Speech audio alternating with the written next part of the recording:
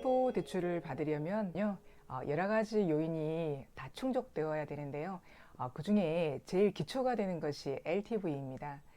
집값 대비 대출을 얼마나 받을 수 있는지 비율을 얘기하는데요. 대출할 때 제일 먼저 알아야 되는 것이 LTV인 거죠. 집값에 대출을 할 수 있는 한도인 LTV를 알았다면 소득 요건이 충족되어야 또 LTV만큼 대출을 할 수 있는데요. 이 소득 요건 중에 하나가 DSR입니다.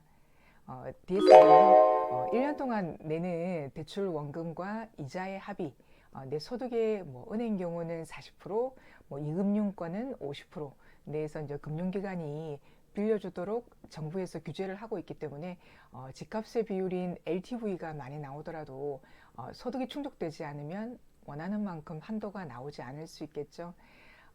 소득 요건 중 하나가 DTI라는 것도 있는데요.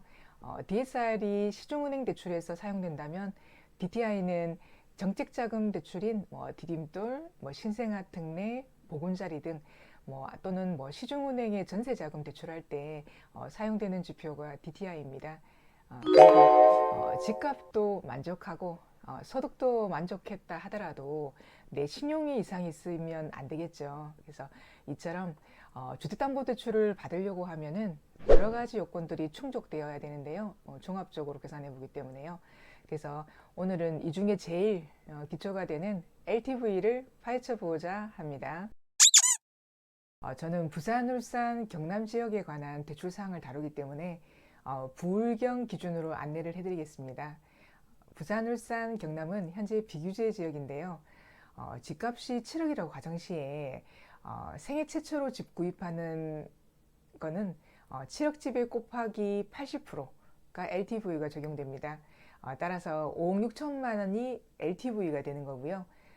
무주택이 집을 매수할 경우는 LTV가 70%입니다. 따라서 4억 9천만 원입니다. 1주택 이상이 집을 구입할 때는 60%인데요. 여기서 많이들 질문하십니다. 예전에 부울경도 규제지역이었을 때가 다주택자가 대출을 할 수 없었던 시기가 있었다 보니 집이 3개가 있는데 집 대출 안 되죠? 라고 물어보시는 분들 상당히 많으신데요. 1주택 이상이든 100주택이든 LTV는 60%로 가능하고요. 단 서두에 말씀드린 소득요건, 신용 등은 당연히 충족해야 되겠죠. 그러면 LTV가 생애 최초일 때는 집값의 80%, 무주택은 70%, 1주택 이상은 60%라는 LTV 개념을 이해하셨을 텐데요. 이해를 돕기 위해 주택수별로 가장 궁금해하는 사항 위주로 살펴보겠습니다. 저는 생애 최초인데요. 남편은 저와 결혼 전에 또는 재혼 전에 집을 사서 팔았던 적이 있는데 그래도 생애 최초로 받을 수 있나요? 라고 물어보거든요. 여러분 어떤 것 같으세요?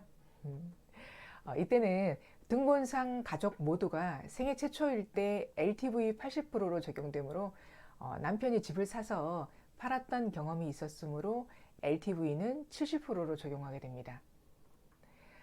대출에 있어서 주택수는 등본상 배우자 및 모든 직계 존비속, 즉 나를 기준으로 위아래 모든 가족들의 주택수를 다 합산하게 되는데요. 남편 단독 명의로 남편이 대출을 한다고 해도 직장 근무지상 남편과 아내가 등본이 따로 떼어져 있다면 부부와 등본상 같이 되어 있는 직계 존비속은 주택수를 다 합산하게 됩니다. 시아버님은 1주택, 남편과 아들은 생애 최초이고요. 아내 등본에는 친정엄마 1주택, 그리고 아내와 아들이 생애 최초이면 대출할 때는 주택수는 생애 최초로 인정될까요? 이때는 부부의 등본상 가족각의 직계 존비속 주택수를 다 합산하므로 2주택이 되고 매수하게 되므로 LTV는 60%가 적용이 됩니다. 만일 이 부부가 생애 최초의 한도로 80%로 LTV를 받고 싶다면 시아버지와 친정엄마를 각각 등본상 다른 것으로 전출이 되어야 되겠죠. 각종 세금인 취득세, 양도세, 보유세 등 주택수 산정 방식이 좀 틀린데요. 대출에 있어서는 방금 전 말씀드린 기준의 등본상 가족이라고 보시면 되겠습니다. 이것도 많은 케이스인데요. 주거용으로 사용 중인 오피스텔을 보유 중입니다. 이때는 세입자를 들일 수도 있고 본인이 거주를 할 수도 있겠죠. 이것 외에는 매수한 적이 없는데 이때는 LTV가 80% 생애 최초 적용되나요? 여러분 어떨 것 같으세요? 네, 생애 최초 80%로 적용 가능합니다. 양도세 등 다른 세금들과 틀리게 대출에 있어서는 주거용 오피스텔은 보유하더라도 대출에 있어서는 주택수가 없는 것으로 되는데요. 따라서 생애 최초로 인정되어 LTV가 80%입니다. 질문은요. 지금 가지고 있는 집을 6월 1일 매도 계약서를 적었고 8월 1일 매도 잔금을 받기로 했는데 매수할 집은 6월 2일 날 계약서를 적었고 7월 1일 매수 잔금을 지급하려고 합니다. 이때도 LTV 70%로 될까요?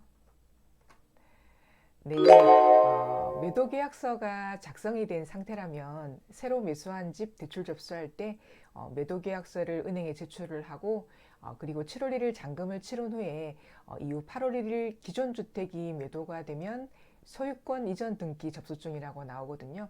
요거를 은행에 보완을 해주면 되는 식으로 해서요. 이때 LTV가 70%로 무주택 구입 기준으로 가능하겠습니다. 그 다음은요. 양산에 하루만 5천만 원 정도 되는 집을 사서 가지고 있는데 부산에 6억짜리 집을 사려고 합니다. 이때도 60%인가요? 네, 60%입니다. 간혹 취등록세 기준하고 헷갈려 하시는 분들이 있으신데요. 공시지가 1억도 안 되는데요 하시면서 이거는 주택수 포함 안 되죠 라고 물어보시는 분들 있으시거든요. 취등록세 지방주택의 경우 공시지가 지금 뭐 2억 이하는 주택수 산정이 안 되지만 대출은 공시지가 여부 상관없이 주택수로 산정이 됩니다. 따라서 60%가 LTV로 적용되는 것이죠. 자, 그 다음은요. 서울에 집이 세 채가 있고 경기도에 집이 한 채가 있는데 이번에 부산에 집을 하나 더 사려고 합니다. 이때도 주택담보대출을 받을 수 있나요? 네, 4주택자라도 비규제 지역을 구입하였을 경우는 LTV는 60%가 가능합니다. 소득만 충분하다면 아무리 주택수가 많더라도 부산, 울산, 경남은 비규제 지역이므로 LTV가 60%까지 받을 수 있습니다. 오늘 대출의 제일 기초가 되는 LTV 개념을 알려드리고 많이 궁금해한 상황의 질문들을 안내를 해드렸는데 다음 편에는 DSR에 대해서 파헤쳐 보도록 하겠습니다. 내용이 도움이 되셨다면 구독과 좋아요